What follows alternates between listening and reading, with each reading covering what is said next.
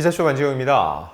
어트랙트 전홍준 대표가 이 그것이 하고 싶다의 담당 책임 프로듀서 그리고 PD를 고소했습니다. 자, 이와 관련해서 그 진짜 속내는 무엇일지, 그리고 혹시나 이게 SBS로부터 미운털이 박히는 결과를 초래하지 않을지, 이런 부분에 대한 우려의 목소리 역시 커지고 있습니다. 일단 전홍준 대표의 이 같은 결정에 대해서 그알이 편파 방송 후에도 제대로 사과는 하지 않았다, 이런 대중적인 반응과 함께 오히려 지지하는 목소리가 적지 않습니다. 하지만 거대 지상파 방송사를 상대로, 물론 방송사를 직접 고소한 건 아니지만 그 방송사의 대표 프로그램을 진행하는 PD를 고소하는 거, 이게 적지 않은 부담이 될 수 있을 거다라는 목소리도 있는데, 왜 그런 결정을 내릴 수밖에 없었는지가 궁금해지고요. 그리고 정말 SBS는 이 같은 결정에 대해서 어트랙트, 더 나아가 어트랙트 소속인 피프티 6월부터 활동을 재개하는데 이 활동 간에 어떤 불이익이 있진 않을지, 이 부분 역시 한번 짚어보려고 합니다. 자, 일단 고소장 접수 내용을 보면 어트랙트와 전홍준 대표가 그것이 하고 싶다의 한모 CP 그리고 담당 조모 PD에 대해서 허위 사실 적시에 의한 명예훼손 혐의로 지난 4월 16일 서울 강남경찰서에 고소장을 접수했습니다. 어트랙트의 법률 대리인 김병옥 변호사에 따르면 피고소인들은 사실관계 확인 없이 편파적인 내용을 방송했다면서 허위 사실을 적시해 소속사와 전홍준 대표의 명예를 훼손했기에 고소를 진행하기로 했다고 전했습니다. 자, 이 내용의 핵심은 뭘까요? 바로 허위 사실, 그리고 사실관계 확인 없이입니다.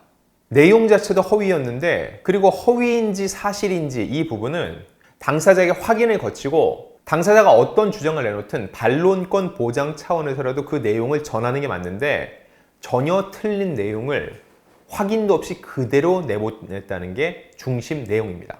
자, 그 내용을 하나씩 살펴볼게요. 지난 3월 5일 열린 방송통신심의위원회 소위원회입니다. 자, 이 위원회에서 그알에 대해서 시청자를 기만한 것이 맞다고 생각한다, 프로그램 자체가 굉장한 사회적 혼란을 야기했다면서 만장일치로 법정 제재인 경고를 의결했습니다.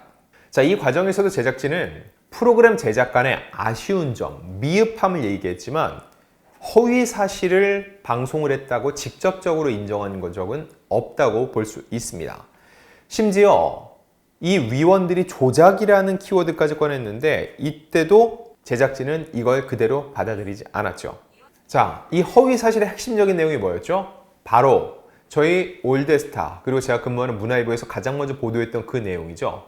그 인터뷰는 대역 재연이었다. 게다가 성별까지 바꿨다는 이 부분인데, 그 내부 관계자는 여직원인데 남자 대역을 썼다는 게 사실이냐고 위원회에서 물었습니다. 그러자 제보자가 특정될 수 있으니 바꿔달라고 요청한 부분이 있습니다. 목소리를 그대로 썼고 음성 변조 상태였습니다. 대역은 남성입니다 라고 얘기를 했어요. 자, 이 부분에 대해서 위원회는 그 부분은 사실관계를 달리한 대역 쓸 수 있다고 하지만 여자를 남자로 바꾼 건 조작이나 마찬가지 아닌가요? 라고 물었습니다.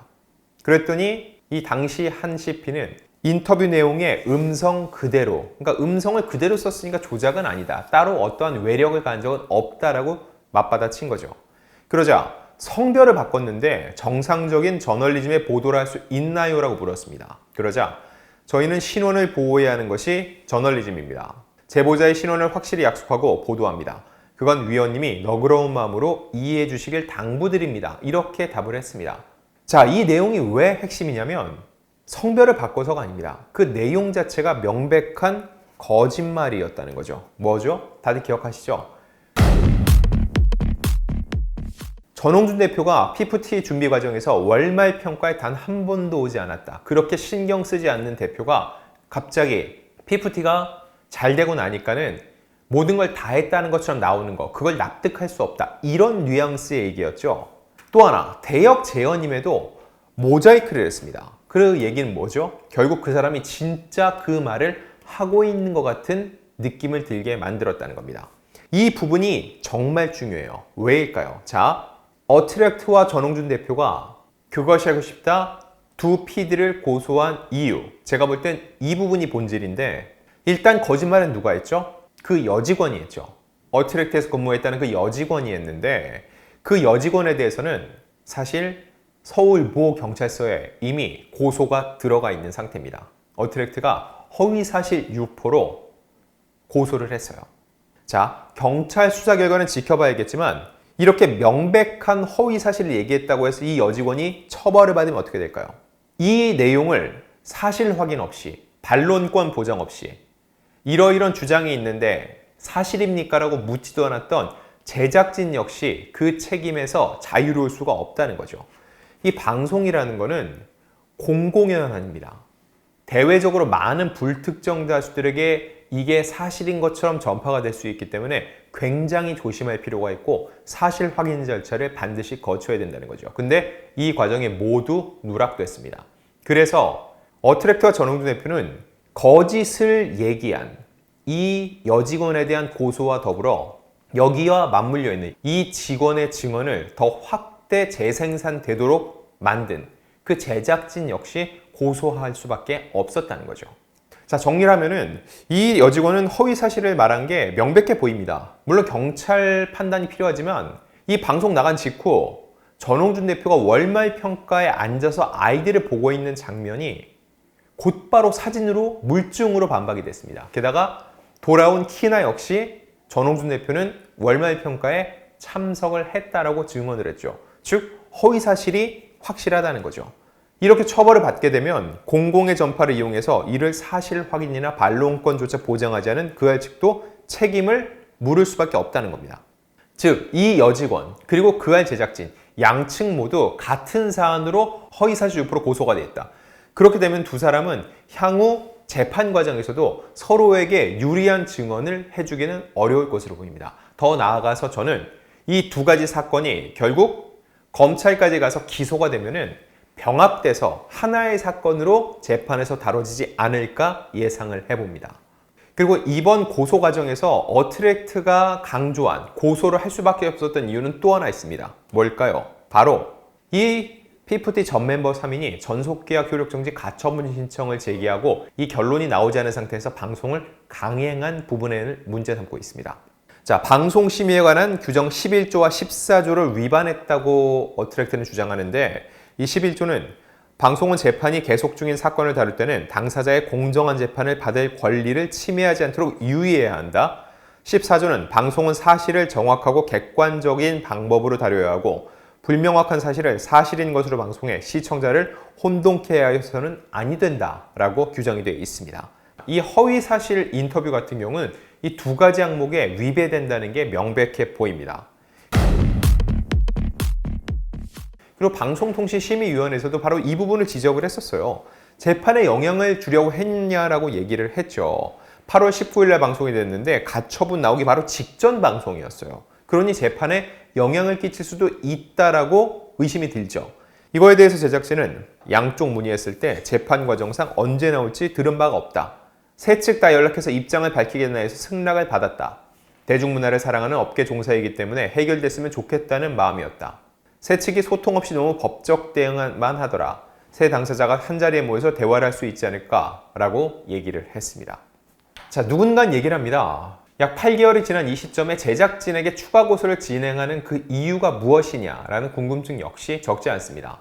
제 개인적인 생각이지만 어트랙트와 전홍준 대표는 그할 제작진으로부터 아직까지 단 한 차례 공식적인 사과를 받지 못한 거에 대해서 굉장한 불편함을 갖고 있습니다. 특히 그 편지 부분을 놓고 보면은 방송이 제일 말미였죠. 이 가장 문제로 지적이 됐어요. 누가 봐도 감정적인 방송이었고 그 멤버들을 심정적으로 지지하는 뉘앙스를 굉장히 많이 풍겼습니다.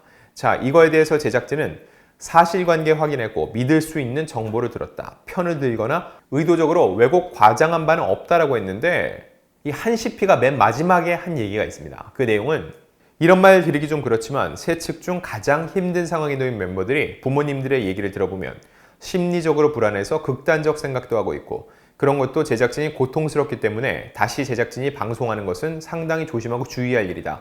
지금까지는 후속 방송을 생각 않고 있다 라고 얘기를 했습니다.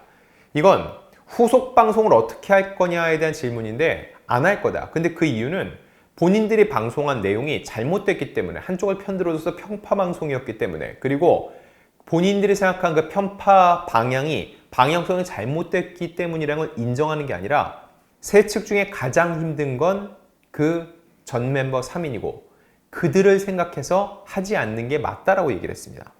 마지막까지 이 전 멤버 3인을 감정적으로 두둔을 하고 있죠.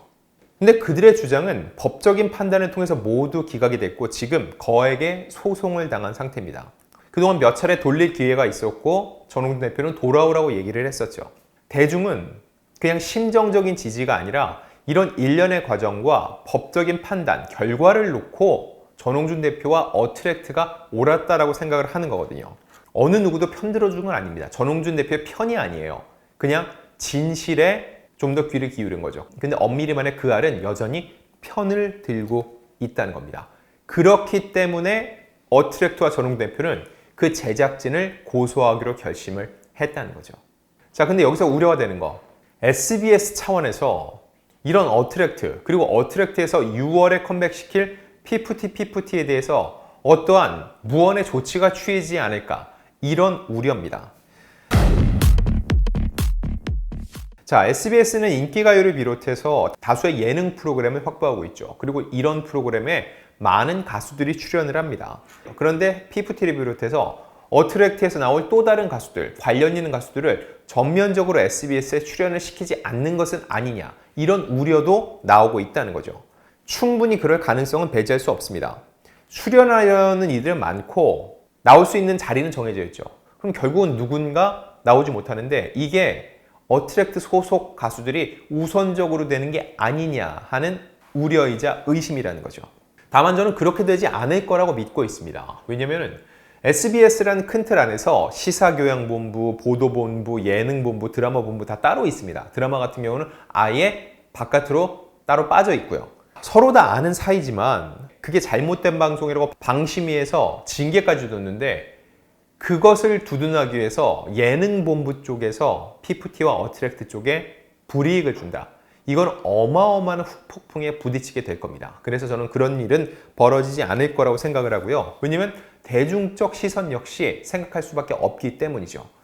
그리고 더 나아가 저는 그런 생각도 듭니다. 꼭 SBS를 고집하고 나갈 이유가 없다는 거죠. 피프티의 큐피드 엄청난 성공을 거뒀죠. 국내 방송에서 잘 돼서 그들이 많이 노출이 돼서 그래서 잘 됐을까요? 그렇지 않습니다. 글로벌 K-팝 시대에 지상파 방송사의 역할은 굉장히 한정되어 있습니다. 결국 거기에 나가서 이들이 잘 된 건 아니라는 거죠. 결과적으로 볼 때 혹시 이번 일로 인해서 SBS 쪽에서 어떠한 불이익을 준다 손 치더라도 당연히 그런 일은 없어야 되고 없겠지만 혹시 그런 일이 생기더라도 피프티는 앞서 일기 때 했던 그 공식대로 해외를 위주로 해서 그리고 글로벌 플랫폼을 통해서 활동하면은 그런 불이익에 대해서는 전혀 영향받지 않고 활동할 수 있을 것이라는 거죠.